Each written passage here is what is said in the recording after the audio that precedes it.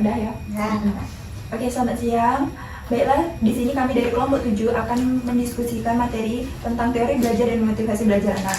Sebelumnya, perkenalkan nama saya Ika Istiwati. Perkenalkan nama saya Mahdalena. perkenalkan nama saya Yulia Priesti. Perkenalkan nama saya Lisme Riza. Perkenalkan nama saya Atika Salendri. Nah, selanjutnya untuk materi pertama yaitu tentang penerapan teori behavioristik dan sosial kognitif dan teori konstruktivisme akan dijelaskan oleh saya sendiri. Nah, kalau teori belajar behavioristik itu lebih mementingkan kepada perubahan perilaku. Nah, perubahan perilaku ini sebagai hasil dari proses pembelajaran ya. Terjadinya perubahan tingkah laku ini biasanya diakibatkan oleh adanya stimulus dan respon. Nah, yang kedua itu teori kognitif.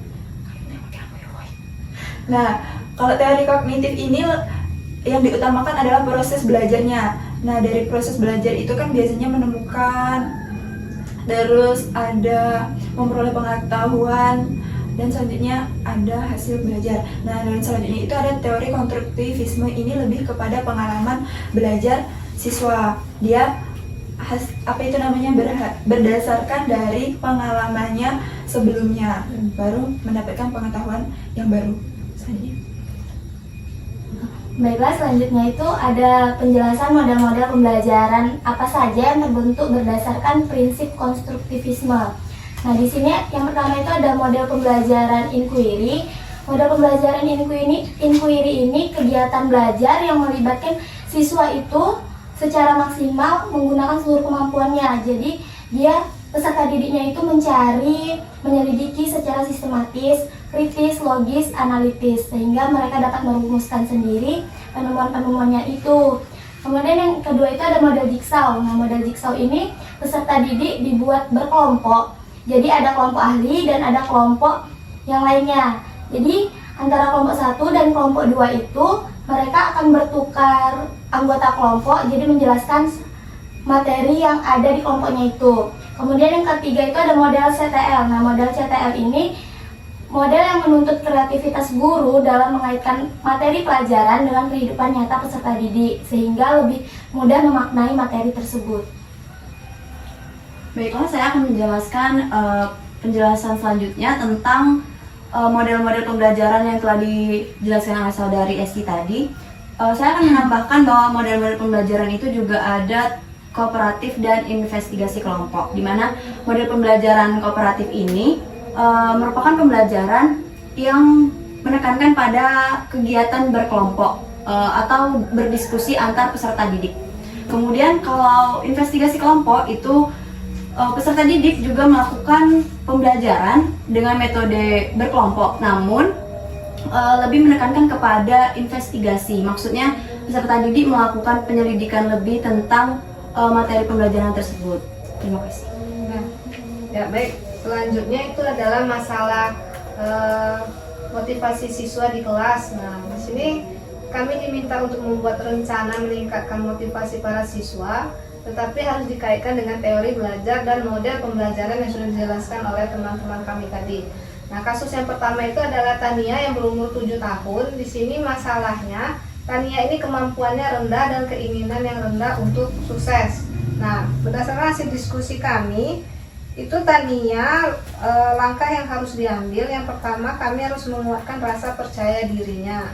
Kemudian Tania itu harus ikut berbaur pada lingkungan yang berprestasi agar dia bisa meningkatkan rasa percaya dirinya untuk bangkit dan sukses. Kemudian pada Samuel itu dia berusia 10 tahun. Masalah dia di sini adalah dia bekerja keras untuk menjaga harga dirinya pada tingkat tinggi, tetapi memiliki rasa takut akan gagal. Nah, di sini menurut kami Samuel ini anak yang tidak mau melakukan kesalahan sama sekali. Dia itu takut sekali gagal. Nah, berdasarkan teori yang sudah kami diskusikan tadi, Samuel ini langkah yang kami lakukan itu memberikan arahan untuk tidak terlalu insecure terhadap sesuatu. Kemudian mengambil langkah untuk mewujudkan cita-citanya tanpa rasa takut akan gagal. Nah, kemudian untuk 2 kasus selanjutnya akan dilanjutkan oleh teman kami. Baiklah, yang selanjutnya yaitu pada kasus Sandra. Dia ini berusia 13 tahun. Nah, Sandra ini bersikap tenang di dalam kelas tetapi meremehkan keterampilan mereka atau teman-temannya di dalam kelas. Nah, berdasarkan diskusi kami pada Sandra ini yang kurang motivasi di dalam kelas sehingga guru itu membuat rencana motivasi yang dilakukan dengan memberikan kompetisi di dalam kelasnya. Nah, selanjutnya yaitu pada Robert yang berusia 16 tahun. Robert ini menunjukkan sedikit minat di sekolah dan saat ini Robert ini tinggal bersama dengan bibinya. Nah, posisinya gurunya itu tidak bisa menghubungi lagi orang tuanya tersebut. Nah, berdasarkan diskusi kami pada Robert ini motivasi dalam diri sendirinya itu untuk maju itu sangat rendah karena bisa dikatakan Robert ini kekurangan kasih sayang dari orang tuanya. Cara guru untuk meningkatkan motivasi si Robert ini yaitu tahap awalnya yaitu dilakukan dengan memberikan perhatian yang lebih kepada si Robert ini agar si Robert ini merasa dilindungi dan diperhatikan oleh gurunya. Dengan demikian, dengan meningkatkan motivasi belajar dan dapat meningkatkan kemampuan dari Robert ini.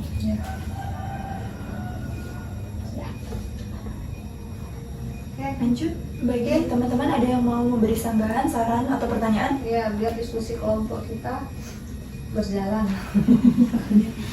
Ya. Oke, mungkin saya ingin bertanya dengan Mahdalena. Di situ tadi kan ada pembelajaran kooperatif dan investigasi. Jadi dari penjelasan Mahdalena itu kan tadi kedua pembelajaran tersebut terlihat sama. Nah, di sini mungkin teman-teman yang lain juga ingin tahu apakah ada perbedaan signifikan antara pembelajaran kooperatif dengan investigasi? Karena kalau mungkin tidak mungkin sama kan, namanya saja sudah berbeda, pasti ada perbedaannya juga. Baiklah, terima kasih atas pertanyaannya.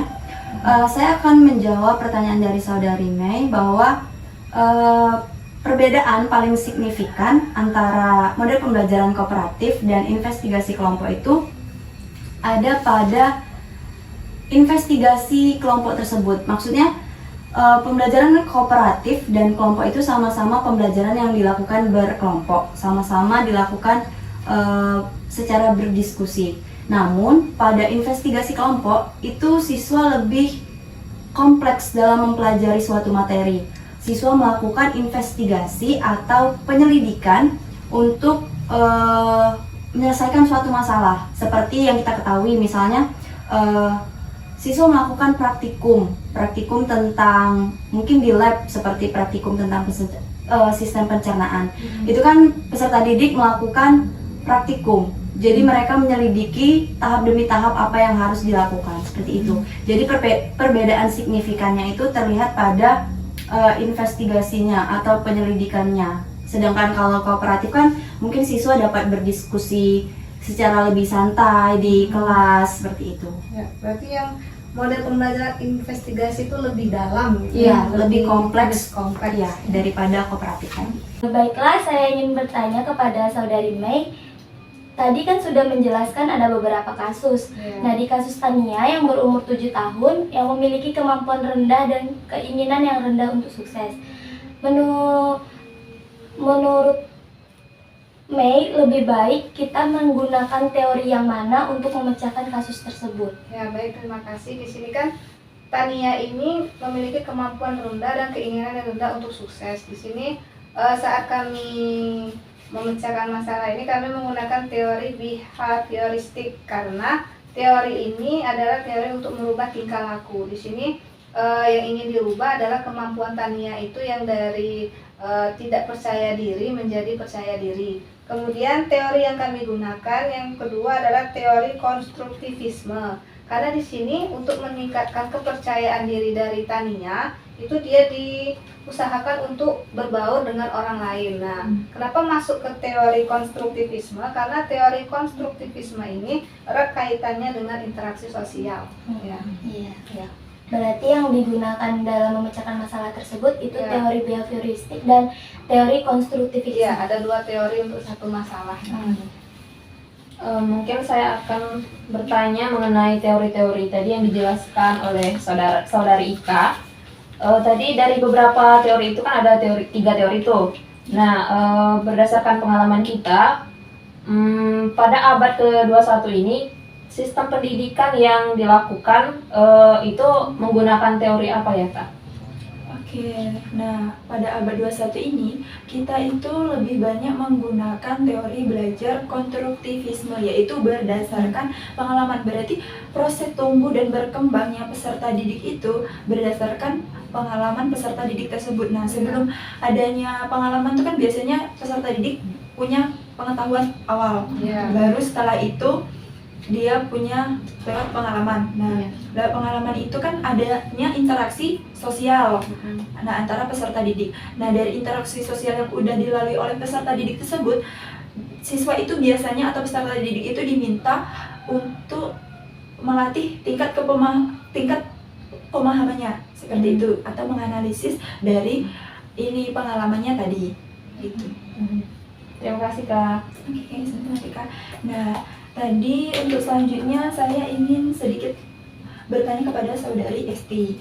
Nah, tadi kan ada beberapa model yang sudah dijelaskan. Ada model inquiry, terus ada model jigsaw, terus juga ada model itu CTL, conceptual learning. Nah, itu kan di CTL itu guru dituntut untuk meningkatkan kreativitasnya. Nah, kreativitas guru yang seperti apa sih yang harus dikembangkan? Baik, mungkin di sini saya akan menjawab pertanyaan dari Ika. Di model pembelajaran CTL kan memang guru itu dituntut untuk lebih kreatif. Karena untuk mengimplementasikan model ini, guru itu menggunakan metode pembelajaran. Nah, metode pembelajaran ini harus memuat metode-metode yang kreatif untuk proses pembelajarannya. Misalnya teknik pembelajarannya, cara pembelajaran dari guru tersebut, sehingga pembelajaran itu tidak merasa monoton bagi peserta didiknya dan peserta didik tidak merasa bosan dalam hal pembelajaran itu. Jadi itu saja mungkin jawabannya. Oke, terima kasih.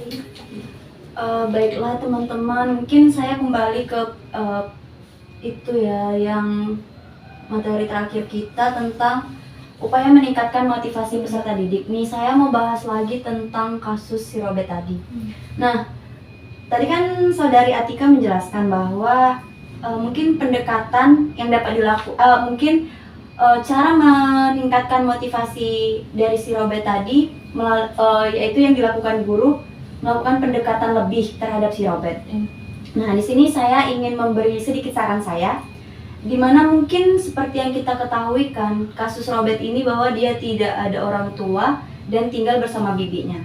Nah, mungkin kita sebagai seorang guru, menurut saya kita bisa juga melakukan pendekatan terhadap bibinya tadi.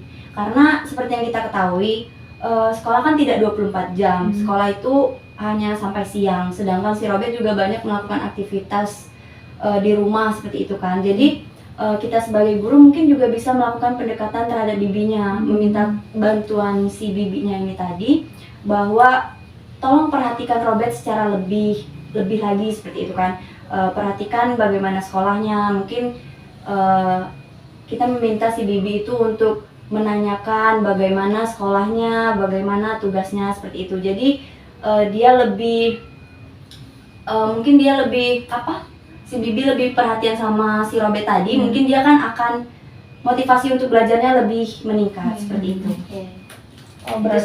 Berarti selain kita sebagai guru itu memperhatikan perhatian kepada si Robert ini, bisa juga kita melakukan pendekatan kepada si bibinya Robert agar bibinya ini bisa lebih memperhatikan si Robert. Nah, itu benar saya. Karena si bibinya juga selaku keluarga terdekat kan, keluarga dari si Robert. Dan tinggal bersama Robert. Terima kasih, Manda. Iya. Oke, mungkin cukup sekian diskusi kita hari ini.